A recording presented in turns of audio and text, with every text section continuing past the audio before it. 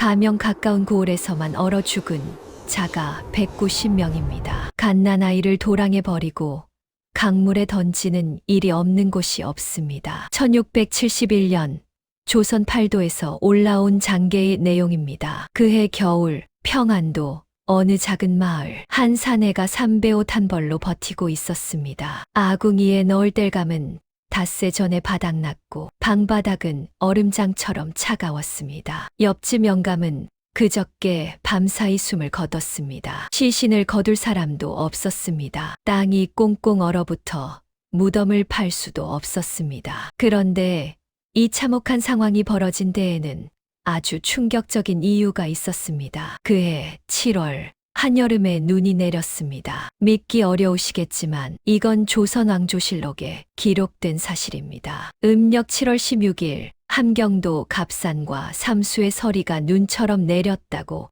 적혀 있습니다. 양력으로 치면 8월 말입니다. 한창 더워야 할 때, 벼가 익어가야 할 때 서리가 내린 겁니다. 논밭의 벼와 보리는 그 자리에서 얼어 죽었습니다. 파랗게 올라오던 벼 이삭이 하룻밤 사이에 시커멓게 변했습니다. 7월만이 아니었습니다. 그해 봄에는 극심한 가뭄이 들었습니다. 2월부터 시작된 가뭄은 5월까지 이어졌습니다. 모내기철인데 논바닥이 갈라져 있었습니다. 현종 임금께서 8차례나 기우제를 지내셨습니다. 5월 23일에야 겨우 비가 왔지만 이미 늦었습니다. 모내기 시기를 놓친 논이 너무 많았습니다. 여름에 농사를 망쳤으니 겨울에 먹을 것이 없었습니다. 전국 360개 고을이 흉작을 맞았습니다. 조선 팔도 전체가 동시에 흉년이 든 것은 역사상 처음 있는 일이었습니다. 대체 왜 이런 일이 벌어진 걸까요? 17세기는 지구 전체가 추워진 시대였습니다. 학자들은 이 시기를 소빙기라고 부릅니다. 1500년경부터 1750년경까지 약 250년간 지속된 한랭기입니다. 지금보다 평균 기온이 2도에서 3도 정도 낮았습니다. 고작 2, 3도라고 생각하실 수 있습니다. 하지만 지구 평균 기온이 1도만 내려가도 농작물 생산량은 10% 이상 감소합니다. 2도가 내려가면 빙하기가 시작된다고 합니다. 태양의 활동이 약해졌습니다. 마운더 극속이라고 1645년부터 1715년까지 태양의 흑점이 거의 사라진 시기가 있었습니다. 태양에서 오는 에너지가 줄어들자 지구 전체가 추워졌습니다. 조선만 추웠던 게 아닙니다. 영국 런던의 템스강은 17세기에만 10번이나 꽁꽁 얼었습니다. 강이 얼면 런던 시민들은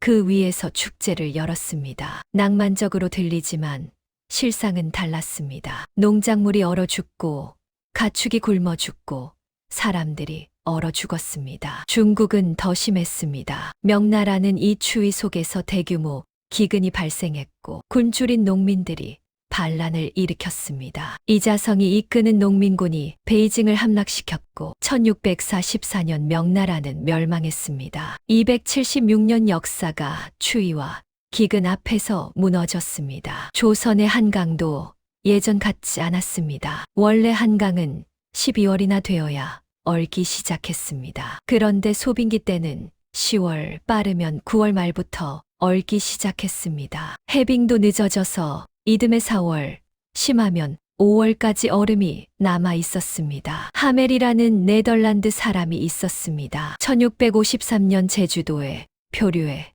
13년간 조선에 억류됐던 사람입니다. 그가 남긴 기록에는 조선의 겨울이 얼마나 혹독했는지 적혀 있습니다. 한강이 너무 단단하게 얼어서 짐을 가득 실은 수레가 그 위를 건넜다고 합니다. 1662년에는 눈이 얼마나 많이 왔는지 집과 나무가 다 파묻혀 사람들이 눈 속에 굴을 뚫고 다녔다고 적혀 있습니다. 기온이 2, 3도만 내려가도 세상은 이렇게 변합니다. 농사가 망하고 사람이 굶고 나라가 무너집니다. 조선 백성들은 그 한복판에서 살아남아야 했습니다. 하지만 그들에게 주어진 것은 얇은 삼배옷과 불이 꺼진 아궁이뿐이었습니다. 그해 겨울 온 가족이 한 방에 모여 잤습니다. 체온이라도 나눠야 했으니까요. 아버지, 어머니, 아이들, 할머니까지 좁은 방에 다닥다닥 붙어 누웠습니다. 그런데 방바닥은 차가웠습니다. 아궁이에 넣을 나무가 없었습니다. 산에 가면 나무가 있지 않느냐고요. 없었습니다. 이미 민둥산이었습니다. 조선 후기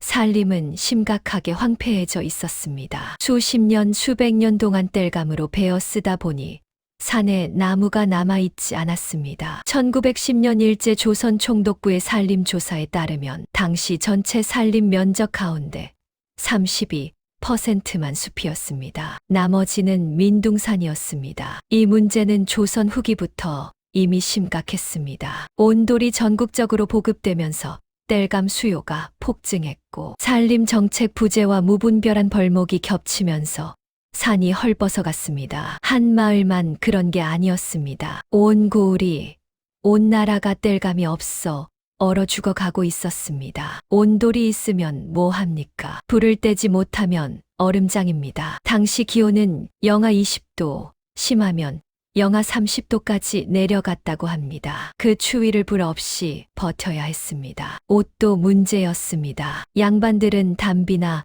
여우 가죽으로 만든 가옷을 입었습니다. 가옷은 사치품이었습니다. 조선 후기에는 모피 수요가 늘어나 청나라에서 수입할 정도였습니다. 돈 있는 집은 솜을 넣은 누비옷이라도 있었습니다. 목화솜을 넣어 누빈 저고리와 바지, 그것만 있어도 겨울을 날 수 있었습니다. 하지만 대다수 백성들은 여름에 입던 삼배옷을 겹겹이 껴입는 게 전부였습니다. 삼배는 시원한 옷감입니다. 바람이 술술 통합니다. 여름에는 좋지만 겨울에는 치명적입니다. 그걸 입고 영하 20도를 버텨야 했습니다. 세 겹, 네 겹 껴입어도 바람이 들어왔습니다. 가장 가난한 사람들은 종이옷을 입었습니다. 한지를 여러 겹 붙여서 만든 옷입니다. 지이라고 불렀습니다. 조선시대에는 종이 공예가 발달해서 돼야 요강, 식기까지 종이로 만들었습니다. 옷도 마찬가지였습니다. 종이옷은 의외로 바람을 잘 막았다고 합니다. 하지만 젖으면 끝이었습니다. 눈이라도 맞으면 옷이 찢어졌습니다. 먹을 것은 진작에 바닥났습니다. 가을에 거둔 게 없으니 겨울에 먹을 것도 없었습니다. 처음에는 비축해둔 좁쌀이라도 끓여 먹었습니다. 그게 떨어지자 나무 껍질을 벗겨 먹었습니다. 소나무 속껍질, 느릅나무 껍질, 그것도 떨어지자 풀뿌리를 캐 먹었습니다. 겨울이라 땅이 얼어붙어 캐기가 힘들었습니다. 손톱이 빠지도록 얼어붙은 땅을 파헤쳤습니다. 관아에서 죽을 푼다는 소문이 돌았습니다. 진율청에서 기민들에게 죽을 끓여 나눠준다고 했습니다. 사람들이 몰려들었습니다. 실록에 따르면 많을 때는 4,300명이 넘는 사람들이 죽 한 그릇을 받으려고 줄을 섰습니다. 새벽부터 줄을 서서 해가 질 때까지 기다렸습니다. 그런데 그 줄에 서다가 죽는 사람도 있었습니다. 너무 약해져서 서 있지도 못하고 쓰러지는 사람, 추위에 얼어 죽는 사람, 밀려드는 인파에 깔려 죽는 사람, 죽 한 그릇 먹으러 갔다가 돌아오지 못한 사람이 한둘이 아니었습니다. 이웃집에서는 매일 누군가 죽었습니다. 시신을 거둘 힘도 없었습니다. 땅이 얼어붙어 무덤을 팔 수도 없었습니다. 시신이 그냥 마당에 길가에 방치됐습니다. 들개가 시신을 뜯어먹었습니다. 그걸 보면서도 쫓아낼 힘이 없었습니다. 현종 임금께서도 탄식하셨습니다. 실록에는 이렇게 기록되어 있습니다. 허물은 나에게 있는데 어째서 재앙은 백성들에게 내린단 말인가. 왕도 어쩔 수 없는 일이었습니다. 창고를 열어 곡식을 풀었지만 턱없이 부족했습니다. 하늘이 무너지는데 사람이 무엇을 할 수 있겠습니까? 그해 겨울 차마 입에 담을 수 없는 일들이 벌어졌습니다. 어느 마을에서 이상한 냄새가 났습니다. 고기 끓이는 냄새 같았습니다. 굶주린 시절의 고기라니 이상해서 들여다본 사람들이 있었습니다. 그리고 평생 잊지 못할 광경을 목격했습니다. 그 집 아이가 며칠 전에 굶어 죽었다는 것을 마을 사람들은 알고 있었습니다. 실록에는 이렇게 기록되어 있습니다. 현종 12년 3월 21일 충청도 연산에 사는 여자 노비가 자신의 어린 아들과 딸이 굶어 죽자 그 시신을 삶아서 먹었습니다. 자식이 죽자 어미는 삶아서 먹었다. 실록에 적힌 그대로입니다. 충격적인 기록입니다. 그런데 조정에서는 이 어머니를 처벌하지 않았습니다. 왜냐하면 과연 삶아 먹은 것은 맞지만 죽여서 먹은 것은 아니다 라고 판단했기 때문입니다. 아이는 이미 굶어 죽은 뒤였습니다. 살아있는 자식을 죽여서 먹은 게 아니라 이미 죽은 자식의 시신을 먹은 것이었습니다. 처벌할 수 없었던 겁니다. 처벌해봤자 무슨 의미가 있겠습니까? 저 어머니도 며칠 못 가 굶어 죽을 텐데 자식을 삶아 먹을 지경에 잃은 사람에게 먹을 것이 있었을 리 없습니다. 당장에 허기만 면했을 뿐 결국은 또 굶주렸을 것이고 결국은 죽었을 겁니다. 이웃집끼리 자식을 바꿔서 먹었다는 이야기도 있습니다. 차마 제 자식은 못 먹으니까 남의 집 아이와 바꿔서 먹었다는 겁니다. 옛날 중국 춘추 시대에 기록에나 나오던 이야기가 조선 땅에서 벌어졌습니다. 관리가 조정에 보고했습니다. 예전에는 이웃집과 자식을 바꿔 먹는 일이 있다고 들었는데 지금은 제 자식을 직접 삶아 먹습니다. 인간이 살아남지 못하고 인간의 도리가 다 없어질 것입니다. 길에는 갓난아이가 버려져 있었습니다. 1671년 1월 11일 전라감사 오시수가 보고합니다. 갓난아이를 도랑에 버리는 사람이 있습니다. 아이를 도랑에 버리고 강물에 던지는 일이 없는 곳이 없다고 했습니다. 어떤 부모는 아이를 나무에 묶어두고 떠났습니다. 그나마 누군가 발견해서 살려주길 바라는 마음이었겠지요. 나무에 묶어두고 가는 것은 그래도 마지막 양심이 남은 수준이었습니다. 하지만 지나가는 사람도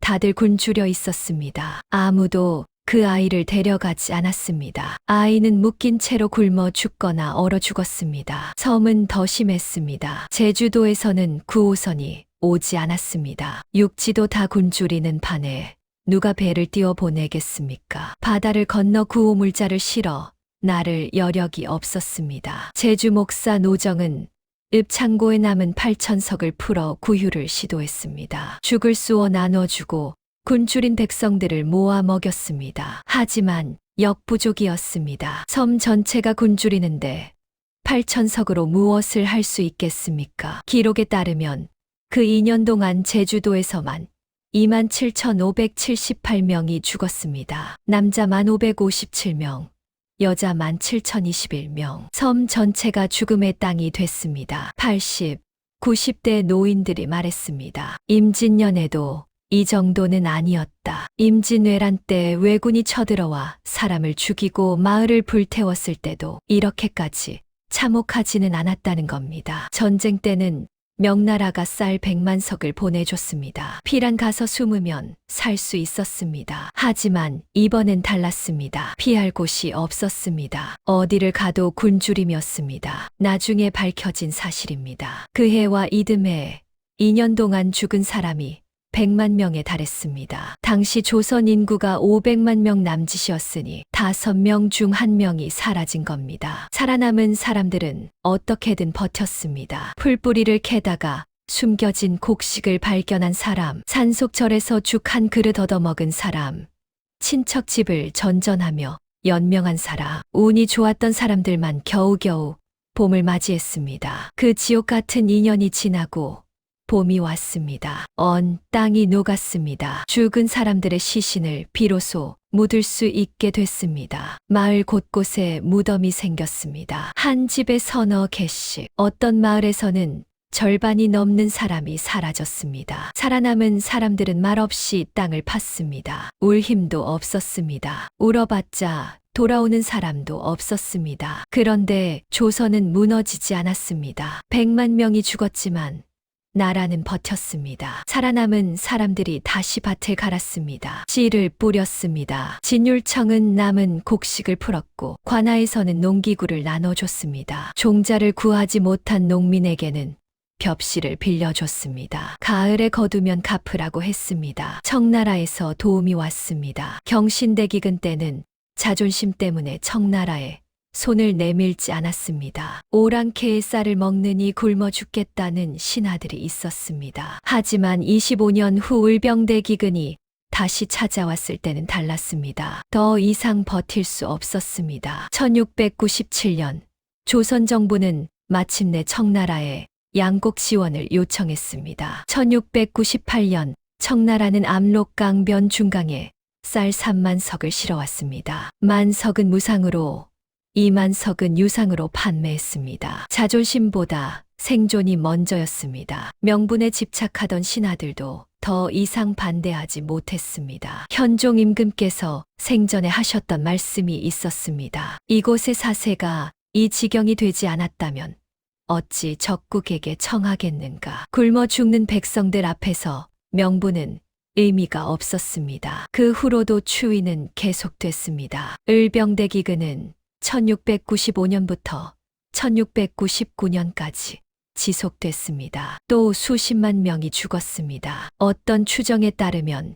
인구의 9%가 감소했습니다. 소빙기는 18세기 중반이 되어서야 끝났습니다. 그 긴 세월 동안 조선은 추위와 싸우며 버텼습니다. 변화가 있었습니다. 온돌이 더 널리 보급됐습니다. 원래 온돌은 서민들의 문화였습니다. 양반들은 마루를 선호했습니다. 의자에 앉아 생활하는 것이 체면에 맞다고 생각했습니다. 하지만 소빙기를 겪으면서 양반들도 온돌을 받아들였습니다. 체면보다 생존이었습니다. 조선 후기에는 양반 가옥에서도 온돌방이 늘어났습니다. 구휼 제도도 정비됐습니다. 진율청의 역할이 강화됐습니다. 흉년이 들면 더 빨리, 더 체계적으로 대응하려고 했습니다. 물론 한계는 있었습니다. 다음 기근이 찾아오면 또 수십만 명이 죽었습니다. 하지만 경험은 쌓여갔습니다. 살아남은 사람들은 그 기억을 후대에 전했습니다. 겨울이 오면